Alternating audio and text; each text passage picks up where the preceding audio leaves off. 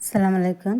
আপু ভাইয়েরা, আমি আজকে কিছু সজনা পাতা উঠিয়ে নিচ্ছি। সজনা পাতা ভাজি করব। সজনা পাতা ভাজিটা আমার কাছে অনেক বেশি ভালো লাগে।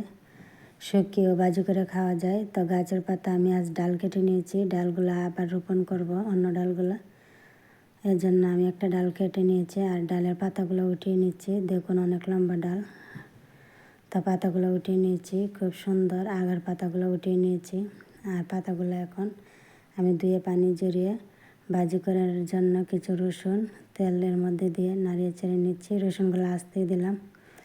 আর কিছু পেঁয়াজ কুচি, শুকনো মরিচ একসাথে দিয়ে ভাজি করে পাতাগুলো দিয়ে দিচ্ছি। তো কচি করা পাতাগুলা ভাজি করলে অনেক বেশি ভালো লাগে খেতে, লবণ ছিটিয়ে।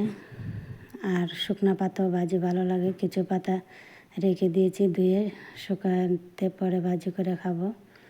আর এখন কিছু পাতা ভাজি করে নিচ্ছি। তো কোন আপু ভাইয়েরা আমার মতন সজনে পাতা ভাজিটা অনেক বেশি পছন্দ করেন অবশ্যই কমেন্টে জানাবেন। আমার কাছে সজনে পাতা ভাজিটা অনেক বেশি ভালো লাগে, তাই আমি কয়েকদিন পর পর সজনে পাতা উঠিয়ে ভাজি করি। তো দেখুন আপু ভাইয়েরা, সজনে পাতা ভাজিটা আমার হয়ে গেছে। এখন চুলা থেকে নামিয়ে নিয়েছি। খুব সুন্দর অসাধারণ টেস্ট এই সজনে পাতা ভাজি। আর সজনে পাতা ভাজিতে অনেক গুণাগুণ, এতে ক্যালসিয়ামে ভরপুর আর খুবই ভালো স্বাদ পাওয়া যায়। এই পাতা ভাজিটা খেতে অসাধারণ টেস্ট হয়, খুবই মজার হয়। তারপর আজ এ পর্যন্তই। সবাই ভালো থাকবেন আর আমার নিত্য নতুন ভিডিও পেতে বেল বাটনটি অন করে রাখবেন। সবাই লাইক কমেন্ট শেয়ার করবেন।